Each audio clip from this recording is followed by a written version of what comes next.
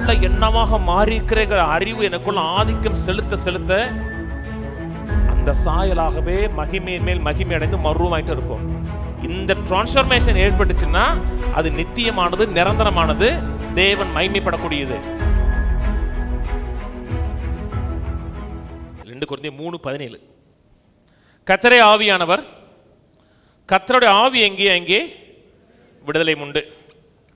நாம் எல்லோரும் திறந்த முகமாய் கர்த்தருடைய மகிமையை கண்ணாடியில் காண்கிறது போல கண்டு ஆவியாய் இருக்கிற கர்த்தரால் அந்த சாயலாத்தானே மகிமையின் மேல் மகிமை அடைந்து மறுரூபமாகிறோம். அந்த மெட்டமார்ஃபோ ஆகிறோம், டிரான்ஸ்ஃபார்ம் ஆகிறோங்கிறார்.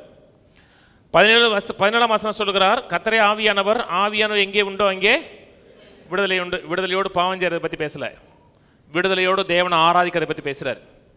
ஒருவேளை தவறுனா கூட தேவ சமூகத்தில் வர முடியுங்கிறத பற்றி பேசுகிறார். மாம்ச செயலின்படி பெர்ஃபெக்டாக இல்லாட்ட கூட தேவனத்தில் வர முடியும். பழைய ஏற்பாட்டு லா வேற, மேலே மோசையுடைய முகத்தில் இருந்த மகிமையும் குறித்து பேசுகிறார். அந்த ஊழியங்கிறது ministry of condemnation and death, அதாவது ஆக்கினை தீர்ப்பு கொடுக்குற ஊழியம்.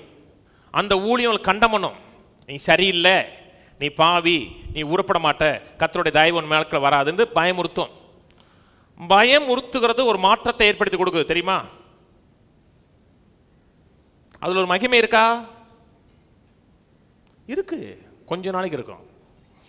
நிறைய பேர் இன்னைக்கு சபையில் நடக்காததான், கொஞ்ச நாளைக்கு இருக்கும். ஆனால் பெர்ஃபெக்டான நித்தியமான நிரந்தரமான மகிமை எப்படி உண்டாகும் என்றால் கர்த்தருடைய மகிமையினால் உண்டாகுது. அது ஆவியானவர் ஏற்படுத்தி கொடுக்குறார். கவனிக்கிறீங்க?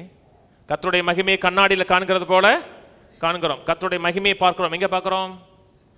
கர்த்தருடைய வார்த்தையில் பார்க்கிறோம்.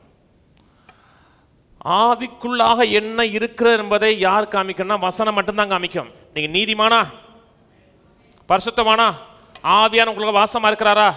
என்னைக்காவது பார்த்தீங்களா? சில நேரத்தில் நம்ம செயல் நீதிமான் செயல் மாதிரி தெரியல, துன்மார்க்கனை காட்டிலும் சில நேரத்தில் கேவலமா இருக்கும். ஆனா நீதிமான். எப்படி நீதிமான்? கண்ணாடி சொல்லுது. கண்ணாடி தானங்க சொல்லுது. கண்ணாடியில் என்ன சொல்லுதோ, அந்த கண்ணாடியில் என்ன சொல்லுகிறதோ அதை பார்க்குறீங்க. பார்க்க பார்க்க மகிமையின் மேல் மகிமை அடைந்து மறுரூபமாகும். உலகம் உங்களுக்கு ஒன்று சொல்லும், நண்பர்கள் ஒன்று சொல்லுவாங்க, உருப்பட மாட்டேம்பாங்க, நீ விளங்க மாட்டேம்பாங்க. அது அவன் வச்சிருக்கிற கண்ணாடி. அந்த கண்ணாடி பார்க்காதீங்க, அவர் உங்களுக்காக வைத்திருக்க கண்ணாடியை பாருங்க. நாம் ஜெயிப்போம், மேற்கொள்ளுவோம், முன்னேறுவோம். கிறிஸ்துவின் சாயல் நமக்குள்ள இருக்கிறது. நீதிமானா இருக்கிறோம், தேவனை போலவே இருக்கிறோம். அந்த உள்ள இருக்கிற சாயலை பார்க்க பார்க்க எந்த சாயலை பார்க்கிறீர்களோ அந்த சாயலாகத்தானே மகிமையின் மேல் மகிமை அடைந்து மறுரூபமாகிறோம். பார்க்கிற சாயல் தான் மாற்றத்தை ஏற்படுத்தி கொடுக்கிறது. அப்படிக்கிறீங்க? தேவனை போல மாற்றுகிறது. நாம் எல்லோரும் திறந்த முகமாய் கர்த்தருடைய மகிமையை கண்ணாடியில் காண்கிறது போல கண்டு அந்த சாயலாகத்தானே மகிமையின் மேல் மகிமை அடைந்து மறுரூபமாகிறோம். அந்த சாயலாகவே மாற்றம் அடைகிறோம், மறுரூபம் அடைகிறோம், டிரான்ஸ்ஃபார்ம் ஆகிறோம்.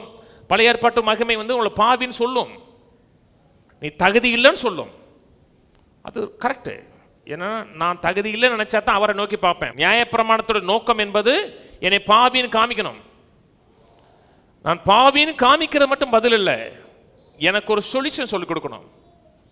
ஹாஸ்பிட்டல் போகிறோம், டயக்னைஸ் பண்ணுறாங்க, உனக்கு அந்த வியாதி இருக்குன்னு சொல்கிறாங்க. அடுத்து என்ன செய்யணும்? மருந்து கொடுக்கணும். மருந்து கிறிஸ்து. நான் பாவியாக இருக்கிறேங்கிறது மட்டும் பதில் அல்ல, கிறிஸ்துவானவர் எனக்கு மகிமையை நம்பிக்கையாக இருக்கிறாங்க அறிவு உண்டாகுது. எப்படி அவரை நான் பார்க்கிற, அவர் நீதியாக இருக்கிறார், பரிசுத்தமாக இருக்கிறார், அவர் எனக்குள்ள இருக்கிறார், அவர் என்னை போல மாறி என்னை அவரை போல மாற்றிருக்கிறார் என்பதை அறிய அறிய எந்த சாயலை பார்க்கிறோமோ அந்த சாயலாகவே மாற்றம் அடைகிறோம்.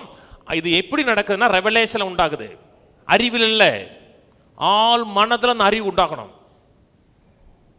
ஆள் மனதில் ஏற்படுகிற அறிவு மாறாதுங்க. டிரைவ் பண்ணுறோம் இல்லையா? டிரைவ் பண்ணும்போது 1000 காரியங்களை பேசுகிறோம், ஜோக் அடிக்கிறோம், சில நேரத்தில் கோவப்படுகிறோம். எப்படி இருந்தாலும் கிளச்சு பிரேக்கு எல்லாம் போயிட்டே இருக்கு. ஏன்? அந்த அந்த அளவுக்கு போகணும். நான் உள்ள எண்ணமாக மாறிக்கிறேங்கிற அறிவு எனக்குள்ள ஆதிக்கம் செலுத்த செலுத்த அந்த சாயலாகவே மகிமையின் மேல் மகிமை அடைந்து மறுரூபமாயிட்டு இருப்போம். இந்த டிரான்ஸ்ஃபர்மேஷன் ஏற்பட்டுச்சுன்னா அது நித்தியமானது, நிரந்தரமானது, தேவன் மகிமைப்படக்கூடியது.